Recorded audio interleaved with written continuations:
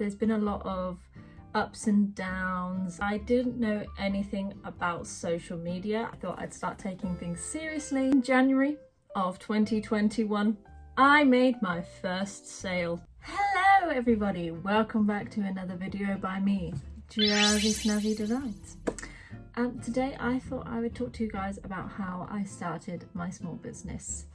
It has been running for almost 4 years now, and I started back in 2019 before the pandemic hit.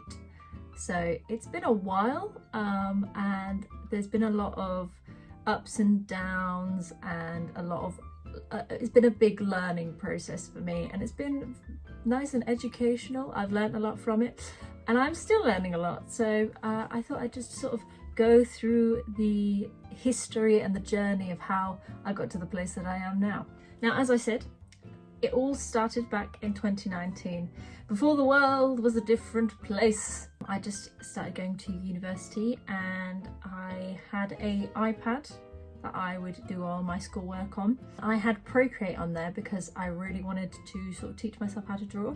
So the summer before I went to university, I started trying to draw my favourite characters. So I would draw characters from Zelda, I would draw Pokemon, and lots of different fan art of different characters from, you know, lots of franchises. And I thought, why don't I just make a little Instagram? We'll see where it goes, we'll see if people like it or not. And so when I went to university, I made a art Instagram account called Art Jazzy. That's where it all sort of first started. I started posting my fan art on there, and it didn't do very well because I didn't know anything about social media. I didn't know how to market myself or let people know that I actually had an Instagram where I was posting art. So I didn't really know what I was doing. Despite that, I actually opened up my Etsy store in 2020, in the summer of 2020, just after the pandemic hit, because I was bored, like a lot of people, and I thought it might be a good idea to start selling my fan art as art prints that I was going to outsource. So I didn't actually make them myself, I was going to outsource the fan art prints. Well, that's long. Fan art prints. Try and say that 5 times fast. Yes, I was going to outsource my fan art prints, and I didn't really realise that copyright was a thing, apparently. Thankfully, I didn't get any lawsuits from anyone, but I also didn't sell any of those fan arts, because, as I said before, I had no clue what I was doing. I was just like, meh, maybe I'll open an Etsy, see if anybody's interested. Nobody was, because they didn't even know it existed, because I barely talked about it. I would maybe post on my Instagram story like once in a blue moon, and that's when people would find out about things, and I didn't have that many followers, so there wasn't that many people interested either. So after a while I kind of just gave up, I think, really. That's the best way to say it. I just gave up. I didn't know what I was doing. It wasn't until around October of 2020 that I picked up my iPad again, and I instead decided that we're not going to do fan art. I'm not going to do that at all. We're going to make minimalist prints. Yeah. And the idea was it was just going to be like something very small in the middle of the print. And I think I had there was one where there was like the earth, and there was like a little heart, and then there was one with the sun on it. So those were like my minimalist prints, and I thought they would do really well. Once again, didn't tell anyone about them, just sort of put them on Etsy and hoped for the best. Because I was outsourcing, I didn't have any physical pictures of my art prints. You can buy a template where you can put your art print in, or you can put your picture in like a fake frame. So I was doing that. I was editing my picture into a fake frame, because obviously I didn't have the physical thing. And then during the second lockdown in the UK, it was Christmas, so I was home at that point, and my university had stopped again. Basically we were doing everything at home, and I remembered that I had loads of embroidery thread, because when I was younger I used to make my own bracelets. I can't remember what the process is called, but you use embroidery thread to make like knots, and you can make your own bracelets doing that sort of thing. So I started getting back into that and I started making bracelets, and I thought, well, I could probably put these on my Etsy store. And because I was home and there wasn't really anything going on over Christmas, I was on social media a lot, and I thought I'd start taking things seriously. I started looking up how to market yourself on social media. So I was watching a lot of TikToks from people who were giving marketing advice and the best way to make videos, best times. And so I would start looking on TikTok and scrolling through, and on Instagram actually as well. I would scroll through both and look for sounds that I could use, and then I would bulk make those videos about my art prints. And then when I put them on my shop, the bracelets, I also made bookmarks with the embroidery thread. I really can't remember what the process is called. Hopefully it'll come to me soon. I made bookmarks to begin with and bracelets. And around this time, I also drew my first iteration of the character that I now have that's called Froggy, because he is a frog. Really, that's when my business started to actually gain traction, because I was actually on social media telling people about it and showing people what it actually looked like. And then in January of 2021, I made my first sale. That was the most amazing feeling ever. I sold a bookmark and it was just like, I thought it would never happen. So that was just amazing. And it was all because I had one video go very, very viral. And that was the first time that had ever happened. And yeah, it got me my first order. And then for the rest of the week, I think because I bulk made videos for social media, I continued to get consistent sales. And I was like, oh, well, maybe this is how you know, actually run your small business and let people know that that's a real thing. Yeah, that's really where the traction, like where things started to sort of work, and I started to see that social media was a great way to market yourself and let people know what's going on. So after that point, I continued to make bracelets, and then I also started making necklaces as well. Those were actually really pretty. I really enjoyed making those. I also made my first sticker pack. So I made 3 different iterations of Froggy. One was he was a wizard. There was one where he was holding a mushroom, and the other one was he was an artist. So that was my first sort of like sticker pack, and the first stickers that I actually put onto my Etsy store.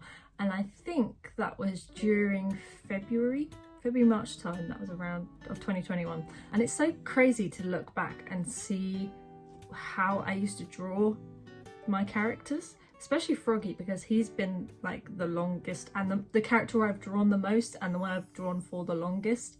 So it's so crazy to see how far my actual like art style has come. I also drew a sticker set for some cats because I love cats. I drew a whole art print about cats, my favourite cats, because I love cats. I have loads of lucky cats, so like this one, I can't remember the name of that either. She's doing great today.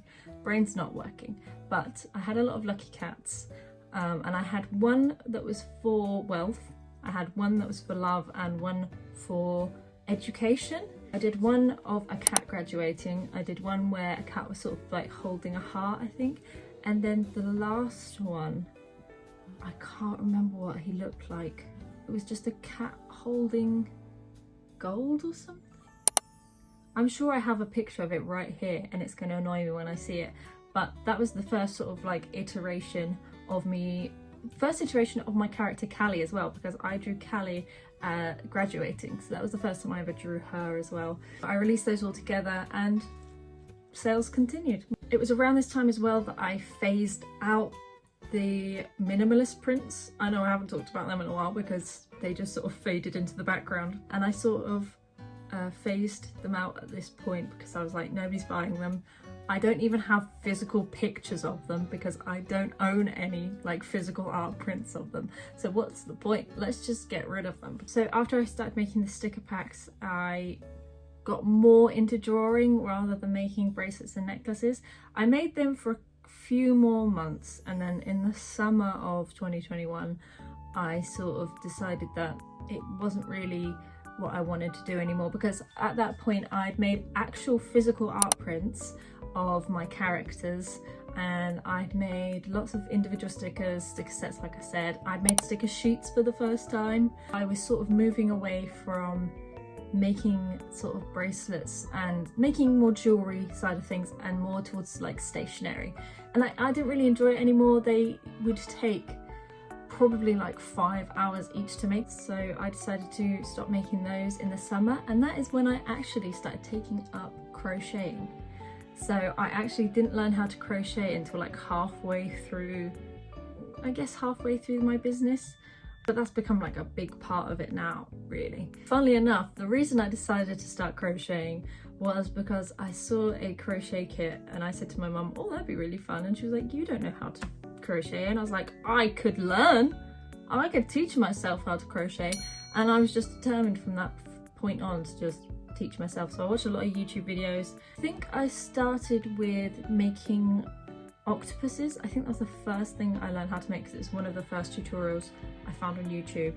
They weren't great, they weren't bad, but they weren't great either. They weren't amazing, but I carried on, continued to make a few different things, got a bit better, and then by Christmas I made loads of I'd made a whole Christmas collection of crochet items.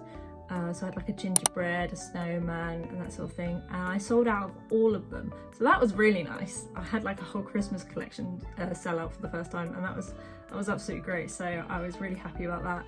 Every time I've sold and or got an order, it's just like this sense of like, oh, so I am actually good. I think a lot of artists understand this, or people who sort of like have businesses. You get this sort of feeling of like, oh, okay then, well, maybe I am actually good at what I'm doing. And then from there, I just sort of kept doing the same things. I finished my university degree in the summer of 2022. Oh, before that, I actually made my first ever pin in April of that year. So in 2022, I made my first pin, and it was of my froggy character holding a strawberry. I have made multiple new ones in the last few years. So we've got loads of acrylic ones. So I've got this one, and there's 2 more in the collection that I made of those. And then I also had button badges made. So I've got a few of those. I always try and make a pin or badge of each of my characters. So there's always one of each character. So like this one's of Callie, that one was of Froggy, this one is Harold, can't really see it, there we go. And then I have Simon the Panda there in a bit of water. That's how that sort of evolved a bit more as well. That's about it really. I've just been trying to make as much art as possible in the past few months because I sort of realised that I wasn't happy with the way that things were going. So I started trying to branch out, because I used to make a lot of art. I still do, but I generally used to only make art of my characters, and I realised that after a while I don't just need to pigeonhole myself into making art of these like 4 characters. I've made a set of 4 new prints of all different animals, specifically ones that are my favourites. Just trying to draw art that I enjoy. In the process of making my art and like the process of this business getting more and more sales and things, I forgot to actually start making art for myself and started drawing what I thought other people would like and trying to keep up with trends, when really I should have just been drawing what I liked the whole time, because that's what people like to see. If I like something, normally somebody else will like it, and that's great. So I just try and, you know, keep to the sort of things that I like to draw. I've also started making crochet bags now as well, which I really like. I sort of had an idea of like wanting them to have like a little flap on the front and to be quite like, as the girlies say, coquette. I wanted them to be sort of like, you know, fairy, look girly and that sort of thing. But as I said, I'm trying to do more of the things that make me happy, and I'm really excited about the direction that things are going in with my business. There's a lot of exciting things that are coming up in the next few months, and a lot of ideas that I have for what I'd like to do next. And yeah, I'm just super duper happy with the way things are. And I hope you enjoyed this video. I'm sorry that I rambled on for way too long, but it was just nice to sort of reminisce about when I first started my business and like how far it's come. It's so interesting to see how it evolved from like me drawing fan art of my favorite characters to me making my own characters and drawing whatever the hell I wanted, basically, and making my own little crochet plushes. Thank you for letting me reminisce about my journey, and thank you so much for watching. I hope you enjoyed this. Please let me know down in the comments what you would like to see next. Please leave this video a like if you enjoyed it and subscribe for more content. And yeah, I will see you in the next video. Bye bye!